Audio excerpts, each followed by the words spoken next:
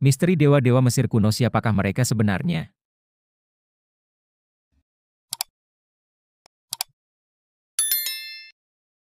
Halo guys, kembali lagi di channel Sukses TV. Kali ini saya akan membahas tentang misteri dewa-dewa Mesir kuno. Dewa-dewa Mesir kuno adalah bagian integral dari budaya dan agama Mesir kuno yang memiliki sistem kepercayaan yang kompleks dan penuh warna. Mereka dipuja dalam berbagai bentuk dan memiliki peran penting dalam mitologi, kosmologi, dan kehidupan sehari-hari masyarakat Mesir.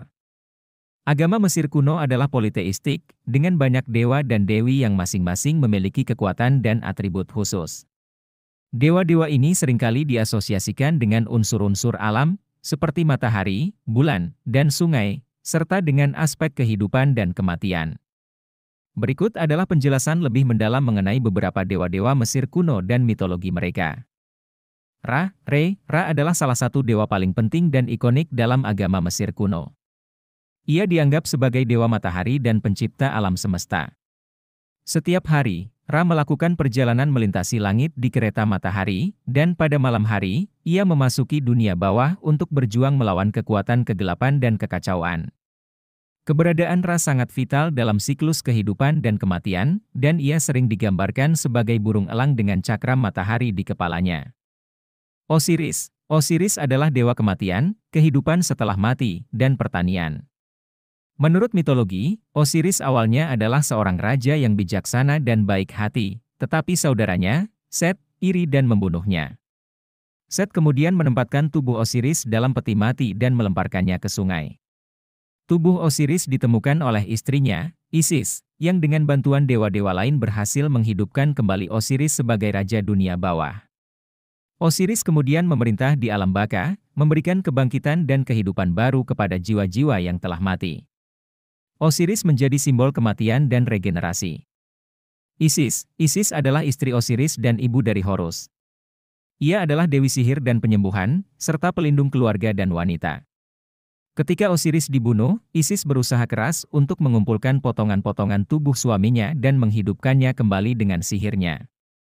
Kisah ini menegaskan kekuatan dan dedikasi Isis. Ia sering digambarkan dengan mahkota berbentuk tahta dan dengan Horus di pelukannya, menggambarkan perannya sebagai ibu dan pelindung. Horus adalah anak Osiris dan Isis, dan ia adalah dewa langit serta pelindung Firaun. Horus digambarkan dengan kepala falcon atau sebagai seorang pria dengan kepala falcon. Dalam mitologi, Horus berjuang melawan Set untuk membalas kematian ayahnya dan mengklaim tahta Mesir. Kemenangan Horus atas Set mewakili kemenangan kebaikan atas kejahatan, dan Horus menjadi simbol penguasa sah Mesir. Anubis adalah dewa pemakaman dan pelindung makam. Ia sering digambarkan dengan kepala serigala atau anjing hutan. Anubis memiliki peran penting dalam upacara pemakaman, seperti membimbing jiwa-jiwa ke dunia bawah dan memastikan bahwa tubuh mumi dilindungi. Ia juga terlibat dalam proses penimbangan jiwa, di mana hati orang yang telah mati ditimbang melawan bulu maat, simbol kebenaran, untuk menentukan nasib mereka di akhirat. Thoth adalah dewa kebijaksanaan, pengetahuan, dan penulisan.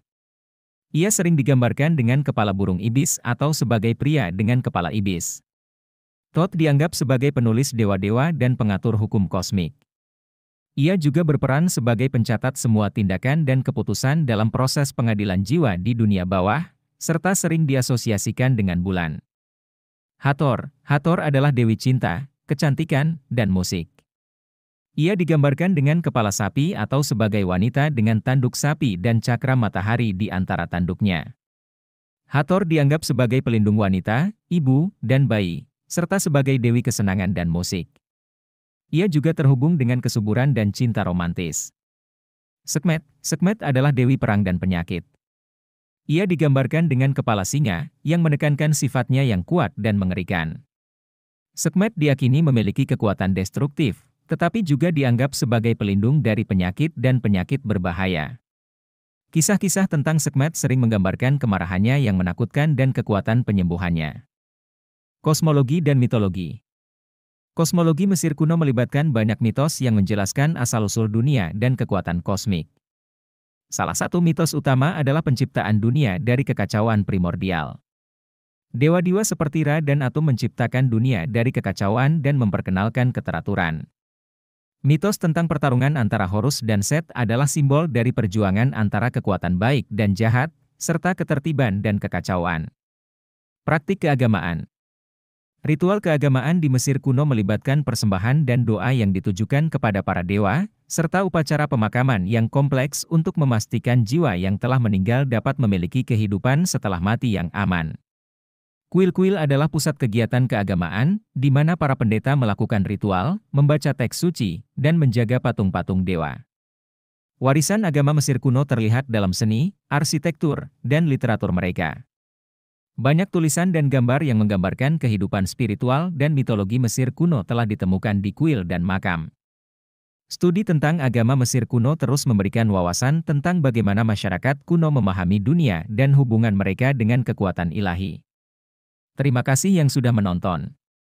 Semoga yang saya sampaikan bermanfaat bagi